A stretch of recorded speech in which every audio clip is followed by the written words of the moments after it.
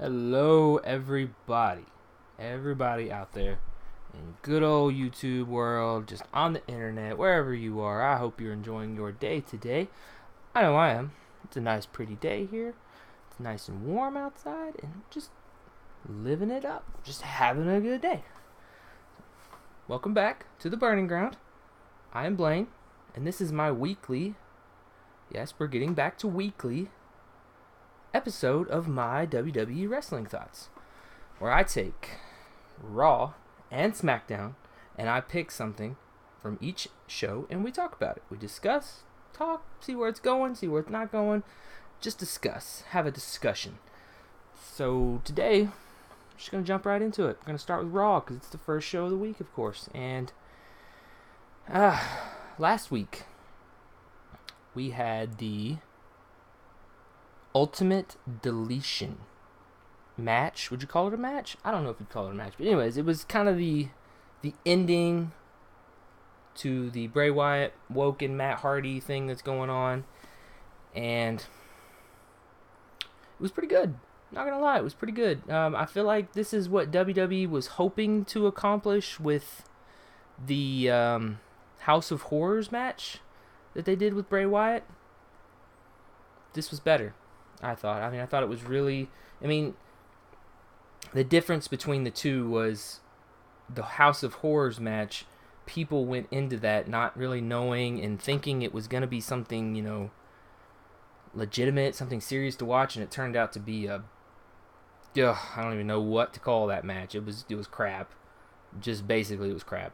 But this one, people went into this match knowing it was going to be weird, knowing it was going to be strange, because that's just what comes along with the broken/woken universe. There's nothing legitimate about it. It's meant to be crazy. But we're not talking about the match. We're not even talking about Matt Hardy, nothing. What I want to talk about is Bray Wyatt, because at the end of that match, he was kicked into the lake of resurrection, whatever crazy name that lake was. And when Senor Benjamin went in to find Bray Wyatt afterwards, he was nowhere to be found. So, what does that mean for Bray Wyatt? Where are we going now with Bray Wyatt? That's what I want to talk about. I want to discuss what's going to happen now. Are they going to bring him back as Bray Wyatt? Are they going to change his character? Are they going to take him in a new direction? Anything at this point with Bray Wyatt, though, is going to be better than where he's going now, because his character was going down the toilet. He was basically being used as a jobber, and he wasn't going anywhere. So, personally, what I'd like to see is... Stop it sitting. My silly dog. Personally, what I'd like to see is... Would you quit? Go away. I'd like to see Bray Wyatt come back still as Bray Wyatt. But I want to see Bray Wyatt come back basically, I don't want to say broken, because that's Matt Hardy's gimmick. When I say broken, I mean like bottom of the barrel. He's been beaten. He's been, his whole family, the whole Wyatt family's moved on without him. He can't get Sister Abigail back. I want to see that Bray Wyatt. Bray Wyatt at the end of his rope, not knowing what to do anymore. Haven't maybe, we got the Superstar shakeup probably coming up after, or maybe even a whole new draft coming up after WrestleMania. Have him go over to SmackDown where the Bludgeon Brothers are, and maybe he can go up to the Bludgeon Brothers and be like, hey, I'm back, come back to me, be in my flock again. But then just have the Bludgeon Brothers just turn on him and just kick him out, Put him to a point where he has nothing. He has nothing left to use, and then let him rebuild. Maybe even have him, this is going to be kind of a stretch, but have Bray Wyatt become a face of sorts, a baby face, because now he's got nothing, and there's only one place to go when you have nothing, and that's back up. When you're at the bottom, the only way to go is up. So maybe have him enter into another story with the former Wyatt family members. You could even have Braun Strowman involved in that to a point, Have him basically where his whole family has turned on him, so now he has to fight to get himself back to being relevant. I think that would be a cool storyline. More than likely, though, what they're going to wind up doing with Bray Wyatt is they're going to repackage him as something else. He may still be called Bray Wyatt, but he's going to come out and he's going to be completely different. I mean, the only hope that they've done recently to say against that is that Matt Hardy found Bray Wyatt's lantern. So maybe that's their way of saying, no, we're going to hold on to this character. But I don't know. I would like to see Bray Wyatt stay Bray Wyatt, but go a different direction with his character.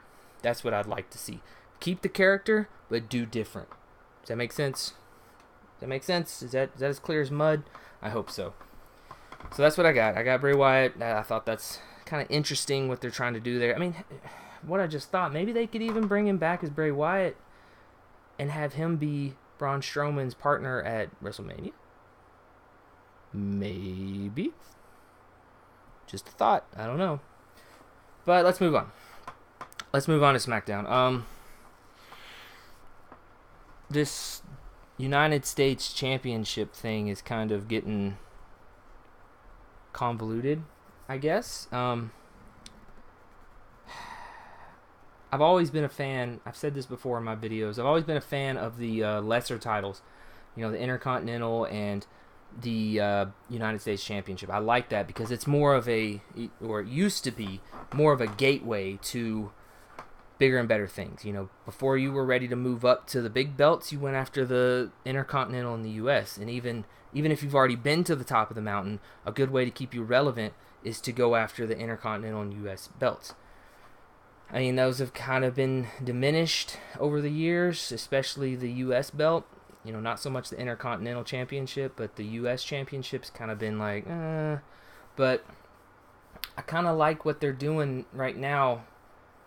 It started out as a triple threat. It was going to be Bobby Roode and Randy Orton and Jinder Mahal going for the U.S. belt at WrestleMania, and I like that story. But this past week on SmackDown, they had Rusev involved, and Rusev is what's at this point making SmackDown good to me. I love watching it because I like to see Rusev, because he's still this heel character. He's supposed to be a bad guy, but everybody cheers for him. So the point I'm making here is that I'm looking forward to this fatal four-way between these four people, but this is not a positive thing that I want to talk about. I think this match would be better if they got Randy Orton out of it. Randy Orton he's been there, you know, he's been to WrestleMania. All these other competitors have as well. Not all of them. Bobby Roode hasn't. But I don't think Randy Orton's needed. I feel like this is another example of WWE getting scared because it's WrestleMania time, and they need something to, they think in their mind, make the match relevant. And it makes it out like they don't believe Bobby Roode, Jinder Mahal, and Rusev can carry the match. So let's put a big name. I mean, I know he was in the match originally, but I don't think Randy Orton's needed. They could have used him in something else. It's just another example of, we have WrestleMania, we have to have all our big names. They could have put him somewhere else. I mean, I know I'm kind of rambling saying the same thing about this, but it's the same thing. I look at Randy Orton a lot like I look at John Cena these days. There's a lot of things that they don't need to be involved in. They're at the top. They're the best. They've been around for a long time. They've proven themselves. They could be put in other things instead of getting in the way of these up-and-coming talents who need the limelight. Because, in all honesty, if you have a match with somebody like, let's just say a one-on-one, it's going to be Bobby Roode versus John Cena. In most people's minds, John Cena is the winner in that match, which really dilutes the other person's character. Because now, this character who's supposed to be up and coming and supposed to look strong always looks like an underdog because you have to throw in a bigger name. WWE needs to start realizing the fact of or start practicing the fact of put the big names with the big names and let the lesser upper-coming guys work with each other, unless you're going to use that big name as a developmental person. Like, you're going to have that person lose in order to boost the new guy's thing. Now, that's a different story, but I don't feel like that's what's happening with this United States Championship match. I feel like Randy Orton's going to come out the winner, which I don't want to see. I've seen Randy Orton for, God, 15, 16 years now. I'm ready to see new stuff. Same thing with John Cena. The thing with John Cena is, yeah, they've put him with a big name. The Undertaker. That's how they need to do the big talents.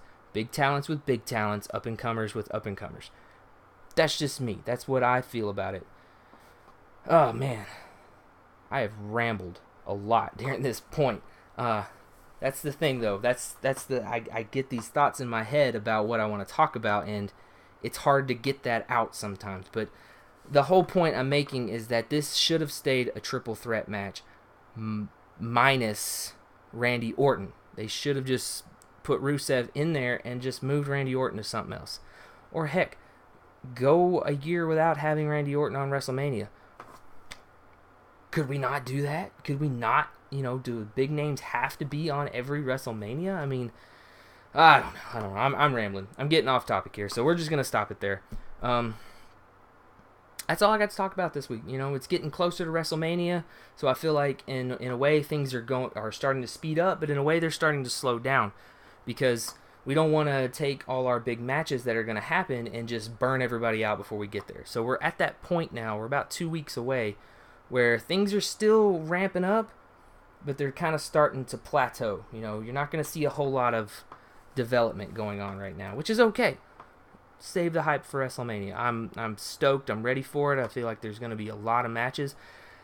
And when I say that, I mean, I hope you guys are ready to watch like 6 hours of wrestling that day, because it's going to be long. It's going to be super, super long. So, with that being said, I'm going to get out of here. I hope you guys enjoyed my video. Leave me a like, leave me a dislike, hit that subscribe button. Whatever floats your boat. I'm just here to make the videos. If you want to watch them, that's your thing. So, that being said, be happy, enjoy your day, and I'll see you guys next time.